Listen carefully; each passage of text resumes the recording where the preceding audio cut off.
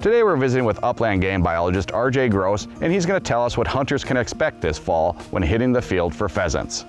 I'm Mike Anderson with the North Dakota Game and Fish Department.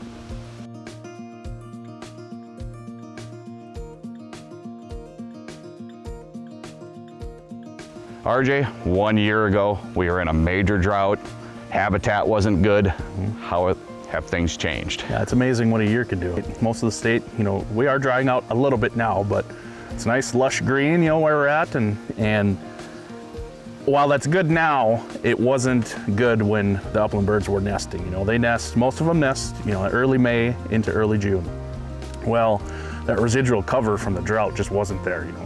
Things didn't grow, and if it did grow, it was hayed or grazed. Pretty simple. Grassland birds like pheasants need grasslands. We've been losing grasslands at a kind of alarming rate, and the long-term trend obviously is trending down.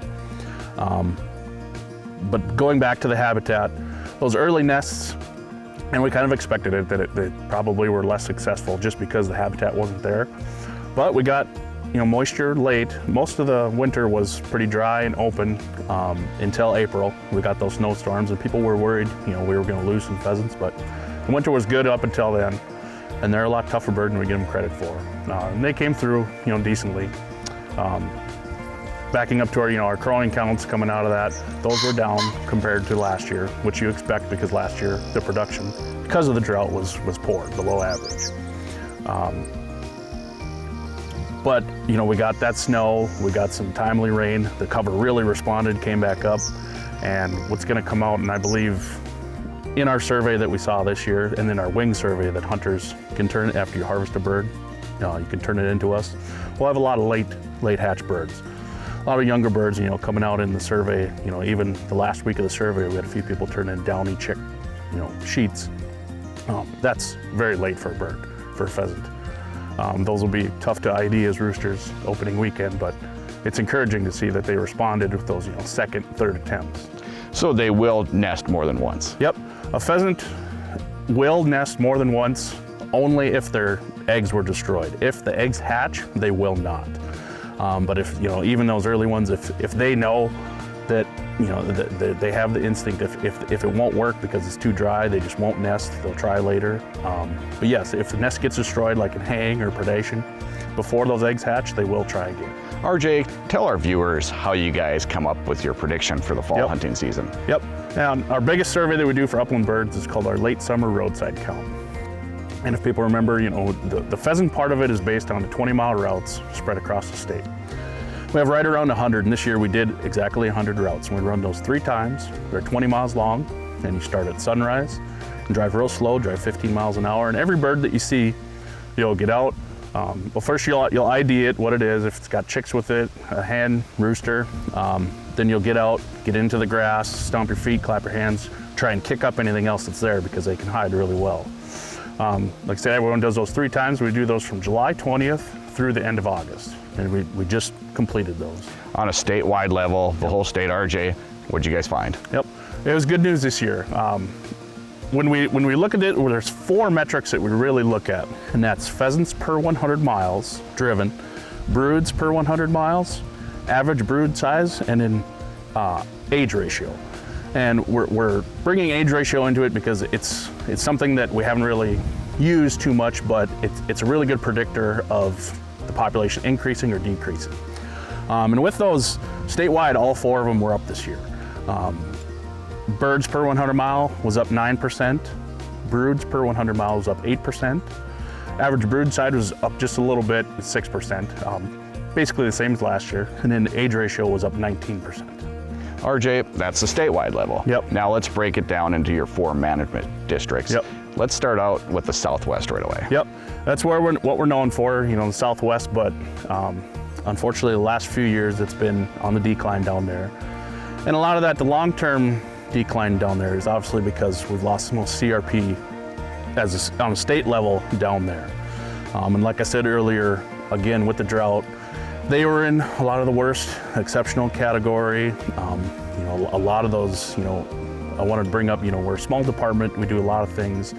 The guys that are up doing the aerial surveys, for pronghorn, things like that, they send me a lot of pictures, of kind of a time lapse of, those low-lying areas that aren't exactly productive all the time for pheasants, but if you're losing, the big chunks of grass, those can be productive. And a lot of those are going away, the drainages, fence rows, everything like that. It's pretty simple. A pheasant is a grassland bird. If you're losing grassland acres, you're gonna see a decline, pretty simple. This year, the Southwest was down 15% total birds per 100 miles. They were down a little bit in everything else, but their age ratio was good. We did see 28% less adults in the Southwest this year, which was to be expected because production last year was not very good. But with that age ratio, it was over 2, and when pheasants are over 2, and when I say age ratio, that's the number of young per adults. When that's over 2, generally that's a good sign. That means your population is heading in the right direction. So although we saw less adults, there'll be more young compared to last year.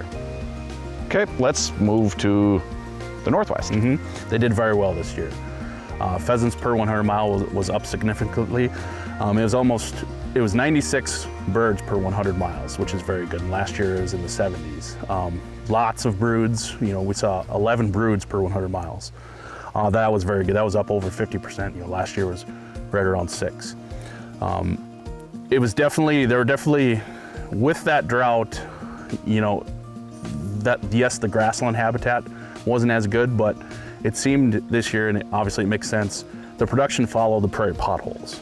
So there's still water, there's areas around those potholes that are productive for upland birds. And that came out not just for pheasants, for everything.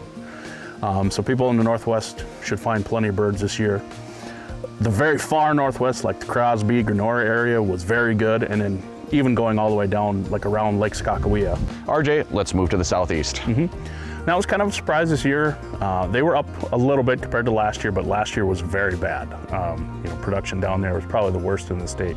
So to see that rebound was good. And like the other parts of the state, it basically followed the prairie potholes. If you were close to a prairie pothole, you had decent production for upland birds. So it's going to be very spotty. The Southeast is always tough because, I don't want to harp on it, but we've lost a lot of CRP previously in that area and a lot of row crop conversion. It's not conducive to pheasants, but there's definitely pockets this year. RJ, let's move up to the Northeast. Yeah, and the Northeast was similar to last year. A few slight changes in all of our metrics, but it's not really our traditional pheasant area. Especially the very far Northeast, up in the woods and things like that. A lot of the pheasants people are going to find are right around the I-94 corridor. But there's spots, but it's not our traditional area, and there's definitely other parts of the state that are more worth your time to explore. RJ, all this habitat on the landscape right now, how's that going to be for next spring? Yeah, it's great news now. The residual cover, if we keep up, we're probably going to need a few more shots of rain to keep the way it is now. But it's again, what a difference a year makes. If this cover will stay, hopefully we don't have too bad of a winter. We're probably due for one, but we don't need a ton of snow.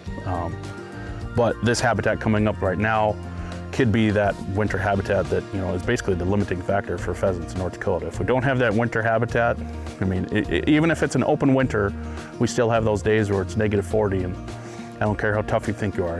It's tough to survive through those. But if you have the winter habitat like the cattails, grasslands, things like that, that makes it all the better.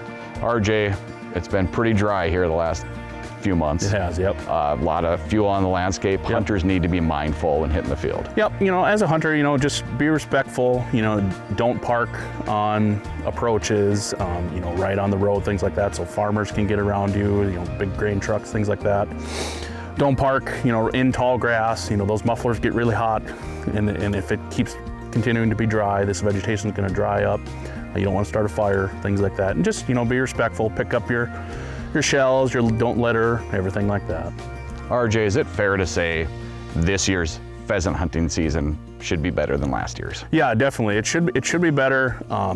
We'll have probably a similar amount of adults, but there'll be a lot more young, especially, up in that Northwest, and pockets in the Southwest were very good. There'll be more young roosters in your bag, and it could be, there's going to be a lot more habitat to walk. So it might be a little bit tougher, to pick that spot. Things are going to look a lot better compared to last year. But yeah, if you get out there, get the boots on the ground, you should kick up some young roosters this year. A lot of great information, RJ. Thank you. Thank you.